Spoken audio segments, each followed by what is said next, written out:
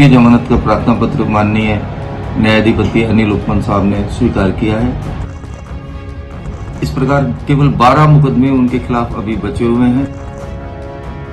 कोई भी व्यक्तिगत अपराध के कोई अपराध उनके खिलाफ गठित नहीं हुआ है। राजस्थान हाईकोर्ट ने टोंक जिले के देवली उनियारा विधानसभा उपचुनाव के दौरान हुए चर्चित एसडीएम थप्पड़ कांड में निर्दलीय उम्मीदवार नरेश मीणा को जमानत दे दी है।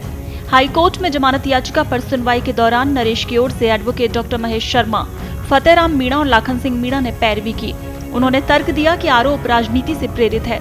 वहीं सरकार ने इसका विरोध करते हुए कहा कि ऐसी घटनाएं समाज में गलत उदाहरण पेश करती हैं।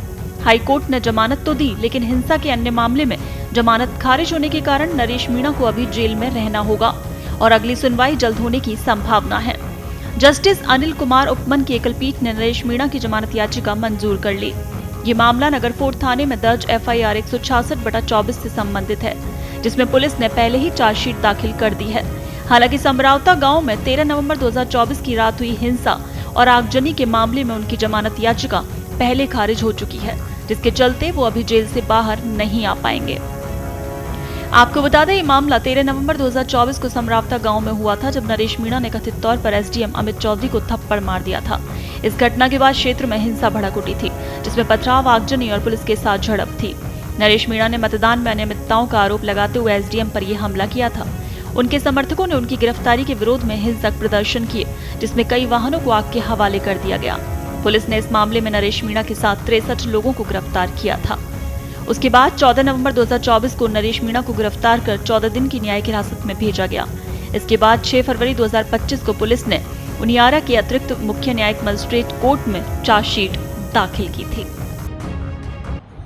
आज नगरफोर्ट थाने में दर्ज नरेश मीणा के विरुद्ध जो एक मुकदमा था, जिसमें कि एसडीएम को थप्पड़ मारने का आरोप था, उसमें द्वितीय जमानत का प्रार्थना पत्र माननीय न्यायाधिपति अनिल उपमन साहब ने स्वीकार किया है, जिसमें कि हमारा तर्क ये था कि इसमें चार्जेस फ्रेम हो चुके हैं।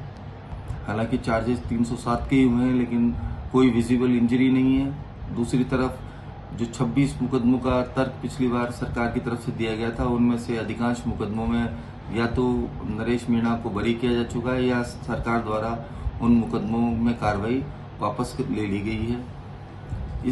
इस प्रकार केवल 12 मुकदमे उनके खिलाफ अभी बचे हुए हैं, जिसमें कि 2 ये हैं और सभी मुकदमे राजनीतिक द्वेषता से, राजनीतिक कारणों से और राजनीतिक आंदोलन के हैं। कोई भी व्यक्तिगत अपराध के कोई अपराध उनके खिलाफ गठित नहीं हुआ है।